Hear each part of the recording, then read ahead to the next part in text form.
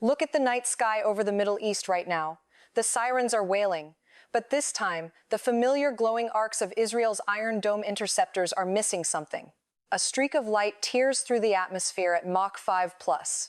The greatest air defense system in the world has just been pierced. Not by sheer numbers alone, but by pure speed. Today's Iran strikes featuring hypersonic missiles bypassing Israel's Iron Dome isn't just a news headline. It is a fundamental shift in modern warfare. What you are watching unfold today fundamentally rewrites the survival playbook for every U.S. base and allied stronghold in the region. But here is the pattern break, the truth that most headlines are getting entirely wrong. Israel's Iron Dome did not fail. It did not malfunction. It operated exactly as it was engineered to. And that, terrifyingly, is its most fatal flaw. To understand what is happening on the ground right now, we have to strip away the myth. For over a decade, we have been conditioned to view the Iron Dome as an impenetrable magic shield.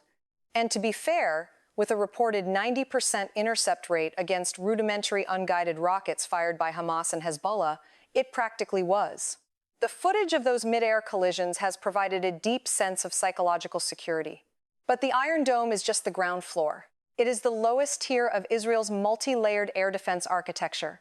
It was built to catch slow, predictable, low-flying threats. It is a catcher's mitt for curveballs, not sniper bullets. Meanwhile, Tehran has been quietly running a completely different race. While the world watched proxy skirmishes, Iran was pouring billions into its domestic, ballistic, and hypersonic programs, explicitly developing weapons like the Fatah series. When the skies lit up today, Iran did not just throw a new weapon at the wall to see what sticks. They unleashed a highly calculated, mathematical nightmare. The question isn't just how fast a hypersonic missile flies. The real question is how it hijacked the targeting algorithms of the most sophisticated radar networks on Earth. Let's talk about the physics of the battlefield, because that is where this war is actually being fought. Traditional ballistic missiles are actually quite predictable. They fly in a massive arc, they go up into space, and they come down. It is like throwing a rock. As soon as it leaves your hand, a powerful enough computer can calculate exactly where it will land and precisely where to send an interceptor to meet it in midair. Hypersonic Glide Vehicles, or HGVs, throw that entire equation out the window. They do not fly in a predictable parabola. They surf the upper edges of the Earth's atmosphere at speeds exceeding 6,000 kilometers per hour. And crucially, they can maneuver. They can pull sudden, sharp turns at Mach 5. The radar sees them coming, yes, but the computer simply cannot predict where they will strike. By the time the algorithm calculates an intercept path, the missile has already changed course. But the sheer speed is only half of the story. The real genius, and the real danger of today's strikes, lies in asymmetric economics. It is a game of financial attrition. Let us look at the price tags. A single Tamir interceptor fired by the Iron Dome costs roughly $50,000. But the Iron Dome cannot reach a hypersonic missile. For that, you need the upper-tier systems, like David's Sling or the Arrow 2 and Arrow 3 interceptors. A single Arrow 3 missile costs upwards of $2 to $3 million. Now, look at Iran's strategy. It is called a swarm tactic. You do not lead with your most expensive, advanced weapons. You lead with cheap, mass-produced Shahed drones and older, unguided rockets. You flood the airspace. You force the defending military to activate every single radar, to track hundreds of slow-moving decoys, and to burn through millions of dollars in interceptors just to keep the skies clear. You create a state of total system saturation. And right at that critical moment, when the processing power of the defense network is stretched to its absolute limit, dealing with 300 separate bogies on the radar screen, that is when the hypersonic missiles are launched. The shield doesn't shatter, it gets distracted. By forcing Israel to look everywhere at once, Iran carved open a 15-second window to drop a sledgehammer. Iran has just proven they possess a deep strike capability that does not require an advanced air force, which has historically been their biggest weakness compared to the US and Israel. They bypass the need for stealth bombers by using pure, unadulterated speed and saturation. Now, let us dissect exactly how this so-called failure happened on a technical level. If you look at the open-source intelligence and unverified footage flooding social media today, you see a terrifying disconnect. You see massive explosions on the ground, while interceptor missiles are seen flying wildly off course in the night sky, chasing ghosts. The media immediately branded this an Iron Dome failure. But as we established, that is technically inaccurate, even if it feels emotionally true to the people in the bunkers. The Iron Dome was never meant to shoot down a hypersonic glide vehicle. That job belongs to the Arrow 3. But when a weapon is coming in at over a mile per second, and your radar is already choked with the digital noise of 200 decoy drones, the window for error shrinks to zero. This is the reality of modern multi-domain combat. The defense doesn't have to break. It just has to blink. This brings us to the most critical part of this entire event, the part that has strategists in Washington sweating right now. The geopolitical implications do not stop at Israel's borders, far from it. This is a massive, blaring alarm bell for the United States Central Command. The U.S. military operates dozens of bases scattered across the Middle East. From Bahrain to Qatar, these facilities are largely protected by Patriot missile batteries. The Patriot system is phenomenal technology, but its core design philosophy is very similar to the Israeli tiered defense model. If Iran's hypersonic arsenal, combined with cheap drone swarms, can punch a hole through the most heavily defended airspace on the planet, what does that mean for an isolated U.S. forward operating base? It means the umbrella has leaks.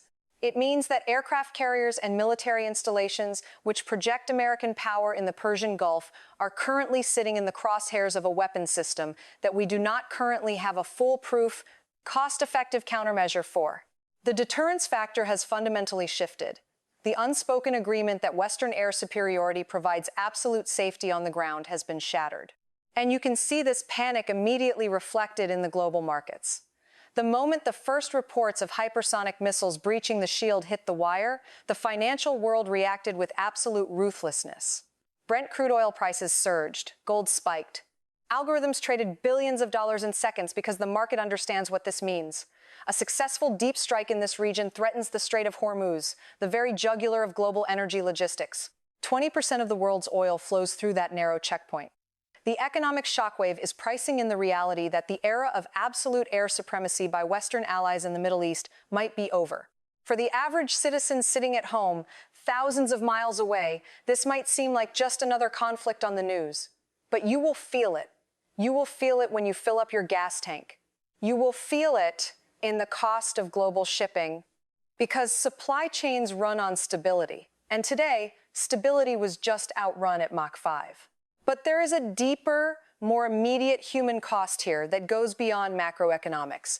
Let us talk about the psychology of the people on the ground. For years, the Red Alert app on a smartphone in Tel Aviv or Jerusalem gave a civilian roughly 90 seconds to find a bomb shelter after a launch was detected.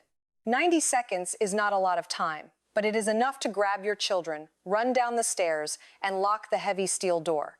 It created a precarious but manageable illusion of control. With a hypersonic glide vehicle, that 90-second window evaporates. Depending on the trajectory and the moment of radar acquisition, the time from warning siren to impact could be reduced to under 15 seconds. 15 seconds. That is not enough time to run. That is barely enough time to realize what is happening. The psychological safety net of an entire nation has been ripped away, replacing a manageable fear with absolute, paralyzing unpredictability. But as the dust settles over the impact zones, we have to navigate the thickest fog of war. We have to separate the official press releases from the raw, unedited reality on the ground. Right now, there are two violently colliding narratives. If you listen to Tehran, they are claiming a massive strategic victory, stating that 90% of their projectiles hit their intended targets, completely obliterating key air bases and intelligence headquarters. If you listen to Tel Aviv and Washington, the official line is that the damage was extremely limited, isolated to empty structures, and that operational readiness has not been degraded by a single percentage point. So, who is telling the truth? Based on the initial independent satellite imagery and open-source intelligence trickling out right now, the truth lies somewhere in the uncomfortable middle. There are visible craters on runways. Certain infrastructure buildings have clearly been hit. But we are not seeing the widespread, apocalyptic devastation that Iranian state media is broadcasting. And that brings us to a crucial geopolitical insight. This attack was not necessarily designed to wipe out the Israeli military.